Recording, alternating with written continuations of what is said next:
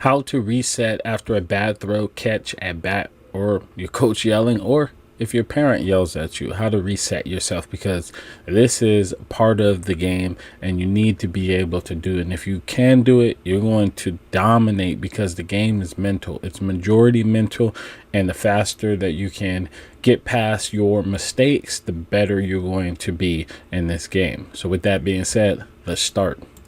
So you know what this is. If you don't know what this is, we got problems, right? You know what this is. This is red light, yellow light, green light. In other words, this is a traffic light. But believe it or not, this is how baseball is played. Now, I'll show you. So as you can see here, here's the red light. And basically the red light is the result. Yellow light is ready, and that means, and I'm going to get more in depth in this later. And then the green light is nothing happening, or another word, it's the reset. Okay, this is how baseball's played. It's played with where you're focused for a little second, you're getting ready, and then you're off. Like you're on, you're off, and that's how it's played, right? And the result is the pitch was thrown, you hit the baseball, you made an error, you struck out, you made a bad throw, or the coach or your parents yelled at you, etc. This is when your heartbeat is spikes, because this is when the game is actually happening, when things are moving, when you're dialed in, when you're focused, right? Now, this is when the yellow light is when things are when you're getting ready. When you're batting, you dig in and touch the other side of the plate with the top of the bat and get into your batting stance, ready to hit. When playing defense, you step right, left, down, and are ready for the ball to get hit off the bat. These actions indicate that you are getting ready. That's what the yellow light is. It's you're getting ready, right? This is when your heart starts to spike, right? And then last one is, this is when nothing's happening. This is the reset. And this one's individualized to each person. This one's very important. You have to create your own routine, your reset routine. And we're going to talk about that later, but this is individualized to each person. Right here, these ones right here are my preferred method. And this is what I did. I would focus on my breathing. I'm a big believer of breathing. Positive self-talk. You know this if you've been watching my videos. I always talk about positive self-talk and visualizing. And then another thing I would do is even out the dirt with my cleats in the infield. Since I played third base, and if you went around me, you will see it be perfectly leveled out from my cleats. It was like my cleats were rakes, and they were just raking the dirt, keeping it clean, because I didn't want to feel like I would get a bad hop. So I would like rake everything out with my cleats. And then you'll see I would fix my batting gloves if I was hitting, and then talking with the teammate or talking to the pitcher, right? These are the things that I highly recommend you do, and the things that I did that helped me to reset. Now, these list right here is stuff that my teammates did, okay? And I'm gonna get more into it a little bit later, but one of them was coin flipping. Now, you're probably a little confused at that, but we're gonna get into that. And then another thing is looking at a specific thing. Evan Longoria, you remember him? He played, and he used to look at the foul pole, right? He used to look at the top of the foul pole. It just took him away from being so dialed in the game, that just looking at the foul pole kept him, basically it reset him, right? And that's the whole point of all this. Is like, you don't want to have a situation where you're too dialed in, where you're always mentally just declining, and you're just grinding your mental game away. You have to take a step back and reset, because baseball is all mental. The game is done right here in between the ears, right? So you have to have a way to reset yourself. Now, another thing my teammate did was yelling the number of outs that got him to reset, right? 2 outs, 1 out, just him saying that out loud got him to reset. And then another friend of mine, he did the 3 rings, which I'll talk about later. All of this is just your calm state. It's the beginning of your routine to just check out for a second before you go back in, okay? Now, let me give you a little example here, okay? So we're going to start with, let's start with down here. So nothing's happening. And basically, let's say you're already at the plate. You can use this as you're walking to the plate, but we're going to say you're already at the plate. You're about to hit. So you step out, you take a deep breath, you fix your batting gloves. Okay. And now you just reset yourself. Okay, you fix your batting gloves, then you dig in, you touch the other side of the plate with the top of the bat, and you get ready to hit. Okay, now you're starting to yellow light, get focused, and then the result is you just hammered that baseball. Okay, so you just went through the whole process right there as a hitter. Now let's go on the other side as defense. So you start out, let's start here. So start out with even out the dirt in the infield, and you do positive self-talk. You say out loud, I'm ready, hit me the ground ball, I'm about to make this play, right? So that's your reset. Then you start creeping, and then you do left, right, down, and you be on the balls of your feet. And so now you're getting ready, you're on the balls of your feet, ball is thrown, the guy hits it, you filled the ball, and you threw it at first, and now he's out. So there you go, that's your defense. Okay, now this is what the whole video is about. You're going to make a mistake. You're going to make mistakes in this game, and acknowledge that you will. You're going to have it. No one has been perfect in the history of this game. So I don't care how old you are, how young you are. No one has ever been perfect in this game. So you're going to make mistakes, and that's okay. You know, as a baseball player, I hit 300 several times in my baseball career. And that means 7 out of 10 times I was getting out. 7 out of 10 times I was getting out. So how do you stay positive? You do all the things that I'm going to share with you in this video. Okay. So, you know, because if you're stuck in the past, you can never move forward. So our thing is, if you're getting out 7 times out of 10 at bats and you're stuck on you getting out, you're never going to be able to move forward. So the person who can move past the mistakes the fastest will be the most successful. And I've seen this so many times in baseball. I've played with players who have amazing talent, who could be, 10-year big leaguers, but they just couldn't get over their failures. The game was just too hard for them. So I'm telling you right now, you're going to make mistakes in this game, and it's okay. Acknowledge that you will. No one is perfect, and don't get stuck in the past. You won't be able to move forward. Okay. So now, with that being said, let's go into the other side of it. Let's say you make an error. Now, this right here is what I would do. Okay. This is my process. And I'm going to speak for myself. So I just made a throwing error. Okay. First thing I would do is I would take a deep breath to slow my heart rate, because once you have a throw in there, your heart's beating fast, right? You're beating fast. You're a little upset. You're acknowledging it. You're like, oh man, why did I do that? Why did that happen? I'm better than that, right? So the first thing I would do is take a deep breath to slow my heart rate down. And then I would tell the pitcher to get me another ground ball. I would tell him to get me another ground ball. Now, what that does is that holds me accountable, right? Because I'm telling him, hey, you know what? I'm past it. Give me another one. I'm going to make up for my mistakes. So that holds me accountable. And I like that. I like being accountable for my actions on the field, right? And then I would tell myself, I'm going to make the next play. He's going to give me another ground ball, and I'm saying it to myself out loud. I'm going to make the next play. And I'll visualize myself making that play, right? I'll visualize myself going through the motions, fielding that ball, and making the next play. And then what will happen? I'll do my pre-pitch, my right, left, down, be on the balls of my feet, and ready to make the next play. And the whole time I'm talking to myself, saying, hit me another one, hit me another one. I'm about to make this play. I'm about to make this play, right? And more than likely, they do give me another ground ball, and then I just make the play. So that's the first thing, is like, I acknowledge that I messed up, okay?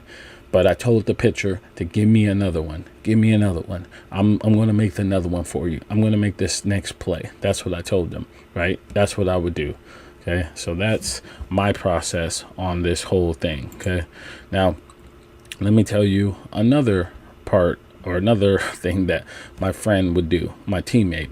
So let's say he made a throw in air. What he would do is the 3 rings. And so he called it the 3 rings, which I thought it was an amazing idea. Okay. So he would have just think of this being the three rings. So this was, let's say he was playing shortstop to give you a visual of it, which he did play shortstop and I played third base. So we would talk about this. So let's say he's playing shortstop and he has his reset. So his reset is he used to make like a little circle, and it was probably visual. Sometimes he would put stuff down, but think about actually, let me work up here so you can really visualize this. So this right here was the top of the circle of the three rings, and this was on the dirt of the dirt next to the grass in the infield at shortstop. Okay, now this was the grass. Okay, now this was a little bit further than the grass, a little bit deeper than shortstop. So if he made an error, he would go to a little bit area deeper than shortstop, deeper than the edge of the grass, and that was his reset. So he went out there, he just took a deep breath, he reset himself, and he touched his little area, his little circle. Okay, then he used to go to he went to the edge of the grass when the pitcher is now about to get ready to pitch, and then he went to the, his foot stepped on the dirt in the infield, and now he's ready. Okay, so that was his process, and he called it the three rings. Okay, so that could be something that you could do, which works very well too. You just need something where you can just shut off real quick and regroup yourself, and that was his way of just going past shortstop in a deep part of like shortstop, kind of like a little bit of left field, and reset. Now, let's just say that this is you're hitting and you strike out. Okay, so we're talking about we're striking out right now, and this is my process. Okay, so I just struck out. Now, the first thing I would do is take a deep breath to slow my heart rate, because I'm big on breathing and telling myself that I'm going to hammer him next to bat. And you say it out loud. I like to do that because it keeps me more, it keeps me in the game. It keeps me present.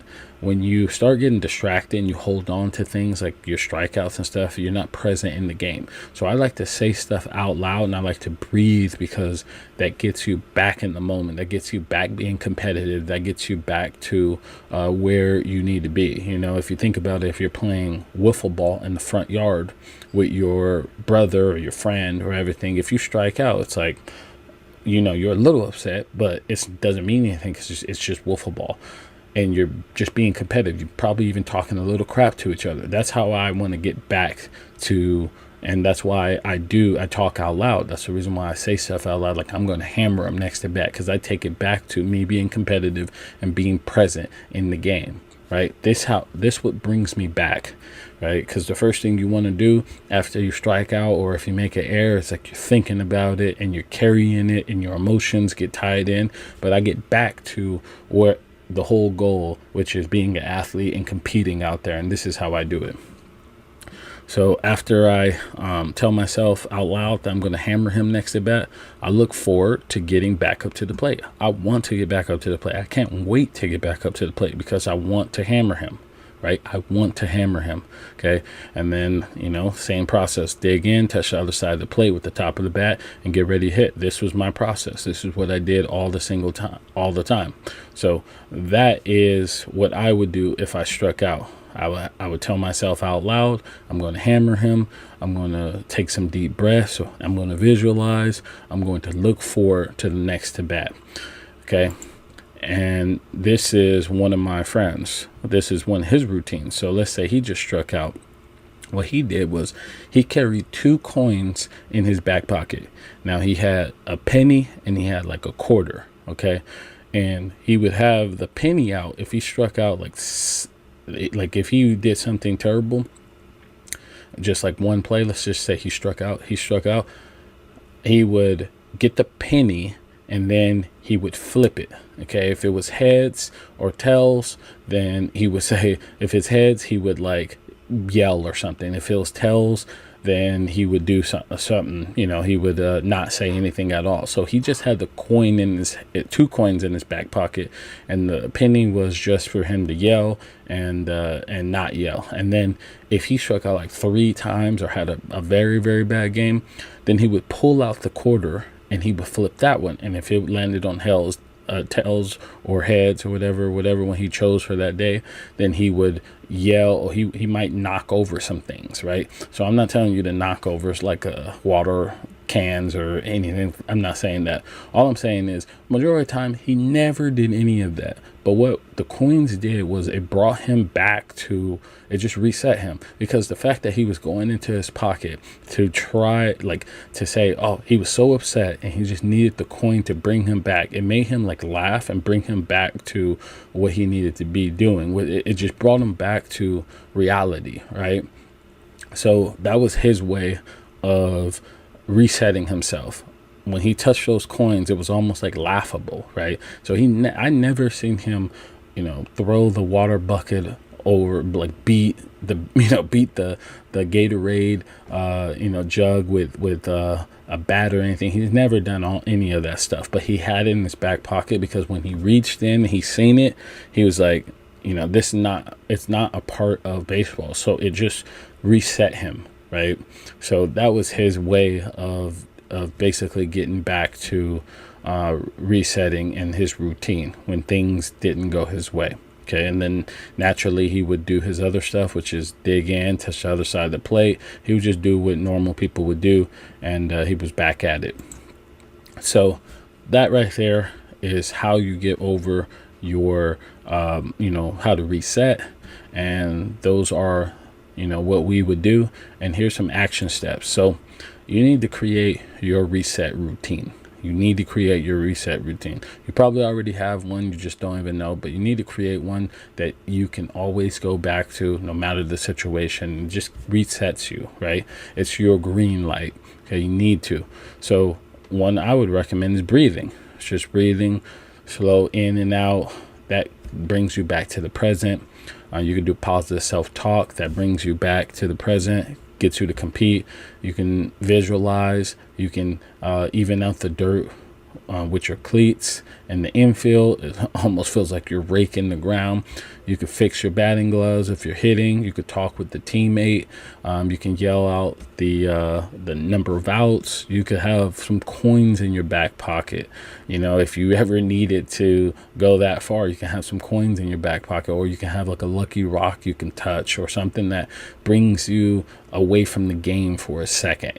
Something that's inside your home that you can just carry with you in your back pocket. You can look at a specific thing at a foul pole, right? That's Evan Longoria style. He just would look at the foul pole.